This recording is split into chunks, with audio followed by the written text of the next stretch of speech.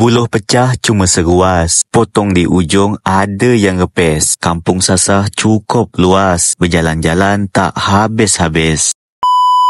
Halo guys, sekarang ni kami nak ajak Ika tengok suasana di Kampung Sasah. Pakai guys pula. Agak lain rasa kita tak pernah ni kan.